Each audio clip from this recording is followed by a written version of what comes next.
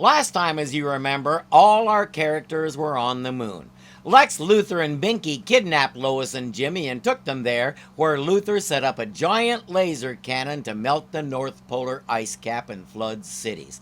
Lois and Jimmy escaped their cell almost immediately, but fell into a deep crater. Now Luthor is about to fire the laser cannon at them. He's gonna fire that laser beam at us. Goodbye forever, my charming young friends.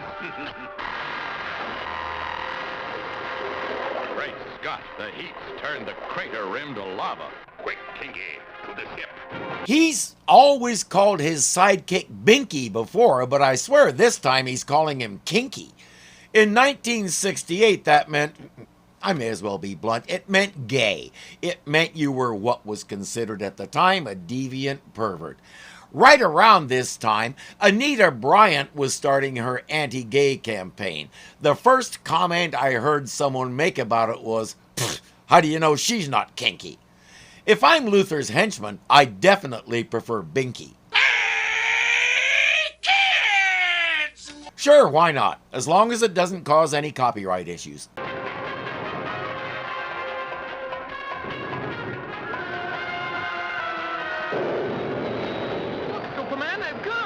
Lois explains that this whole thing is a trap for Superman. They have about an hour of oxygen left, and Superman says that should be enough. Well, I guess that ruins our plans to capture Superman. Not so, Kinky.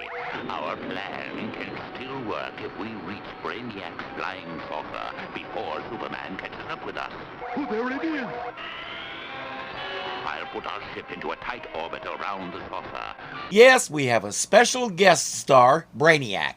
He turns his ship invisible, so when Superman gets there, he sees Luthor's ship going in circles for no apparent reason. Luthor and his man have just come aboard. Good. Remember, Brainiac, after you capture Superman with your shrink ray, you will dispose of Luthor. He is a traitorous man. Your instructions received and programmed. Gotta love that good old honor among thieves thing. As a rule, a criminal's biggest worry isn't the police, it's other criminals. I guess the rats deserted the ship, but why? Where would they go out here in the middle of space? Uh-oh. That answers my question. Now, Brainiac, the shrink ray, quick! A magnetic beam pulls the tiny rocket into the saucer, where Brainiac uses his next gadget. The kryptonite gas. Oh, goodbye, Superman. He'll explain all about kryptonite, even though Brainiac probably knows more about it than he does. I think they both also forgot that by definition, a spaceship is airtight. The gas can't get in. That's the end of the Man of Steel.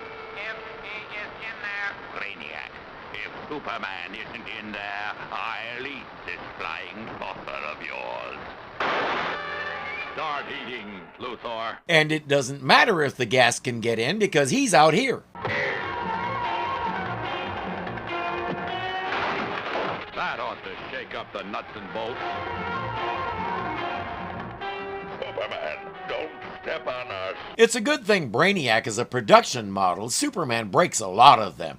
He gathers Luthor and whoever, and they're off to the moon. There, Jimmy and Lois have their own problems. Moonquakes have started, and they're alternately getting buried by rocks and having to avoid falling into newly formed chasms. Jimmy, help me. It's too deep. I can't reach your hand. Do something quick before this chasm closes up on me. Well, it's about time you got here. By the way, you're welcome. He brought the shrink ray with him and he restores the rocket. He puts Lois and Jimmy in it and takes them back to Metropolis. He won't restore Luthor and friend until they're behind bars.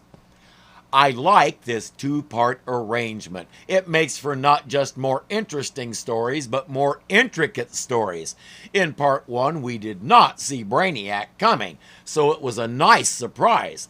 The details are more filled out, and we have the elbow room to do multiple story threads, like Superman chasing down Luthor and Brainiac, while Jimmy and Lois try to survive moonquakes. Somebody at Filmation figured out that they could do this in the 3rd season. No, I'll let it go by. This is a good change, and I'll give credit where it's due. If these first 2 parts are any indication, this is going to be fun. Stay tuned. Hey friends, if you enjoyed the video, please click the thumbs up button and let me and YouTube know it. If you're not subscribed yet, you know what to do. And remember, you can become a patron of this channel for as little as $2 a month. Thank you so much for watching, and I'll see you next time.